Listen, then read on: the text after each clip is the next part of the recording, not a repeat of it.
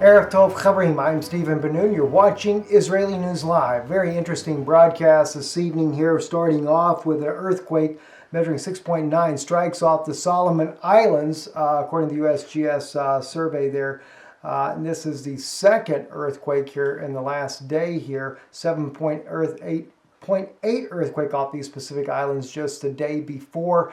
And of course, that was only an aftershock. In both cases, there was fear of tsunamis, but in neither case did a tsunami actually occur as a result of such a massive earthquake, especially the one the day before, the 7.8. But something I really want to get into, guys, that's concerning me here, and you just kind of have to look at the events as they're transpiring, and it makes you wonder what's really going on behind the scenes. Arutz Sheva is reporting, that's Israel National News, Turkish court drops case against IDF commanders. And in accordance with the reconciliation deal with Israel, court in Istanbul drops the case against the IDF commanders being tried over Marmar raid. That was the flotilla that we had back in 2010 there.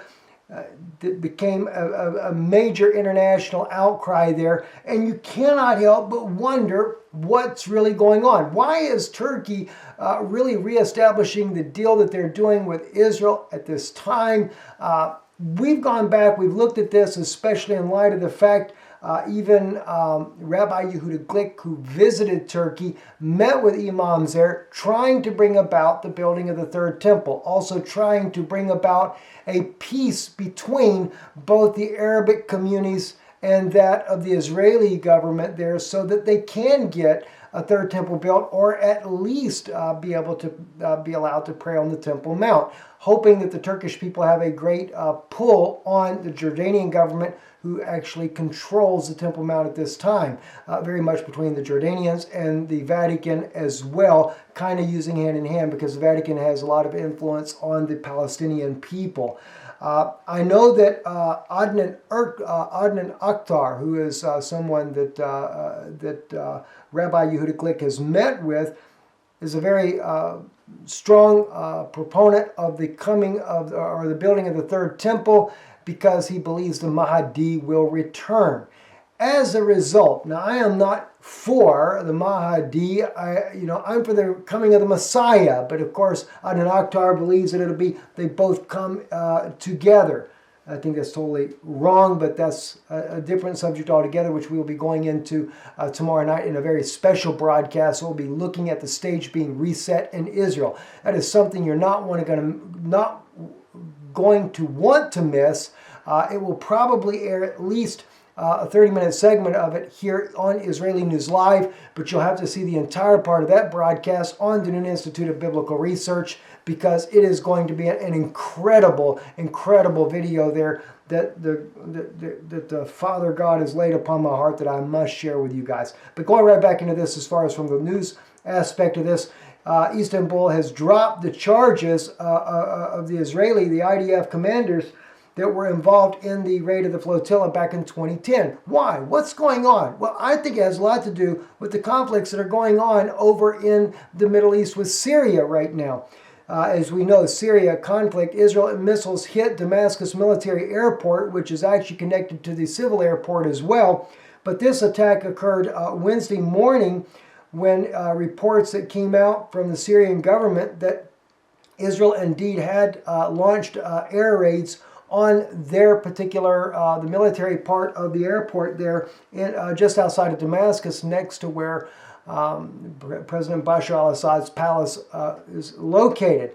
Now, I personally think, because I've not been able to find as of yet any comment by the Israeli authorities directly saying why this was hit as of yet, not to say that it's not out there. I haven't searched on everything, but I do believe myself that what this attack on the airport was in response to the unproclaimed report about warplanes, according to Anhan News, the Kurdish news here, that spoke about the warplanes that strike Turkish army and the gangs north of Al-Bab.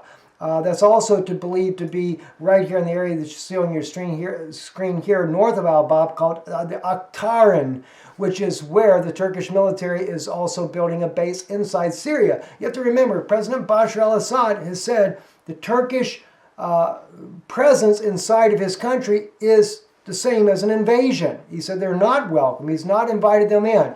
Thus far, President Putin, the Russian president, who's been invited in there to help Syria combat ISIS and other militant groups inside of his country, has not pushed back Turkey out of the area, only though they have stood up. President Putin has taken a strong stand for President Bashar al-Assad in the wake of the threats that Erdogan was making recently, saying that he'd entered into the country to be able to topple Bashar al-Assad to begin with.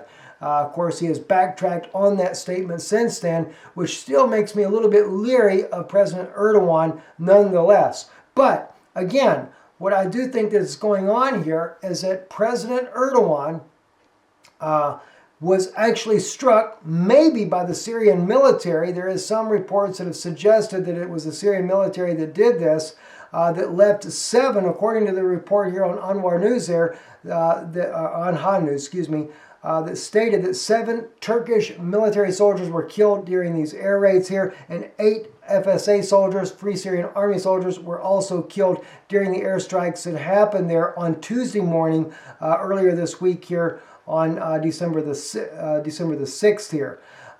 Nonetheless, is this really the case? Is this why Israel struck the Syrian airport? Is there some kind of an agreement between Turkey and Israel that they're working together in behind the scenes, even for NATO purpose, for the United States, the Obama administration? It's hard to say at this point here. We're going to try to keep a finger on this just to see what's going on, but very interesting indeed, to say the very least.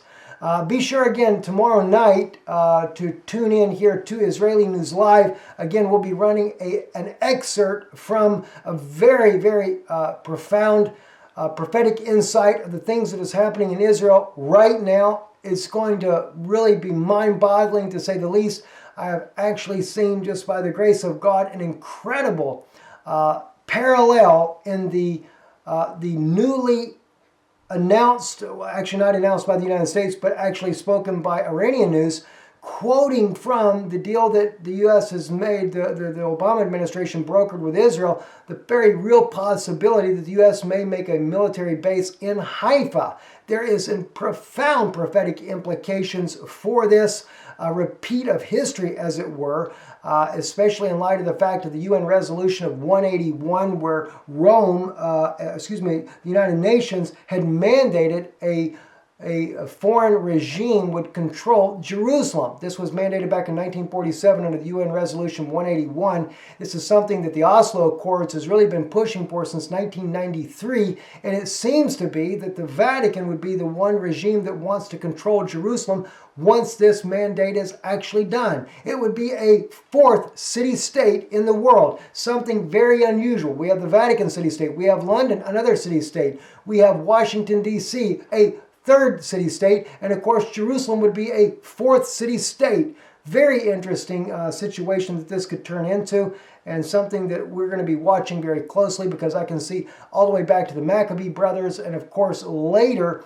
after the Hashmonean dynasty came in, and then the covenant that was made with Rome then, that also later brought in the Roman soldiers inside of Israel in those days, only to be the demise of the nation.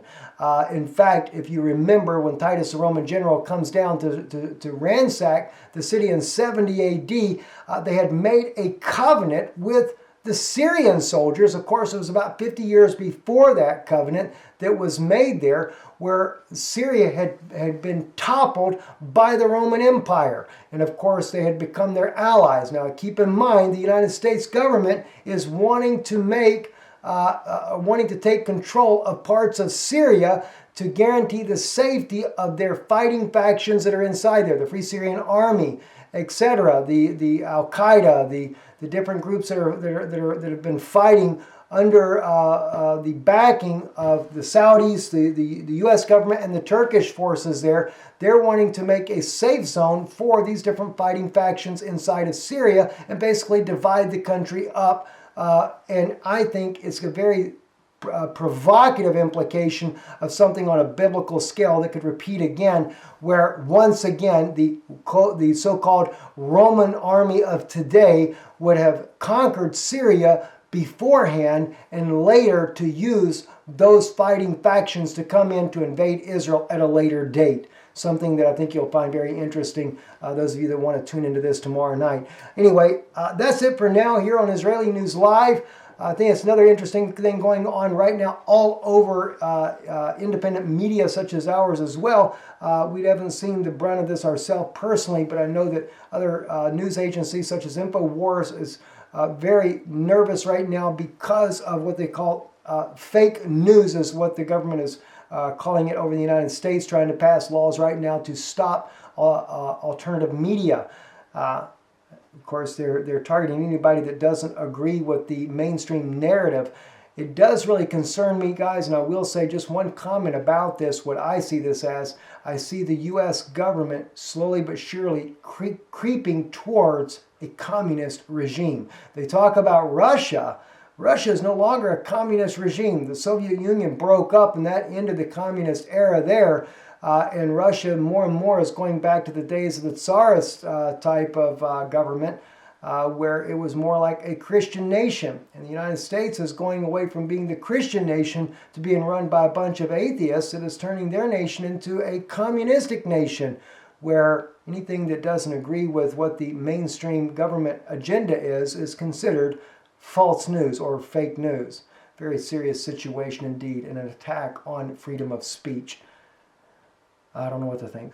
So at any rate there, I hope you guys will be tuning in tomorrow evening for this special broadcast. And as well, let me just, I'd mentioned that I would bring this up once we had gotten these things resolved.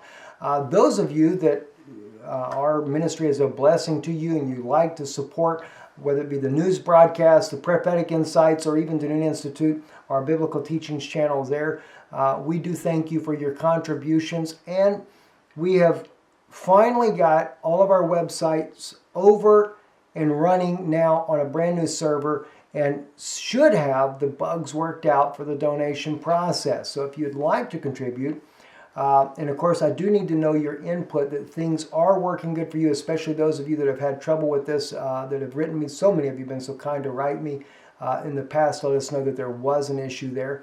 And of course, without knowing that from you, we would never know. But anyway, IsraeliNewsLive.org, and of course now IsraeliNewsLive.co.il.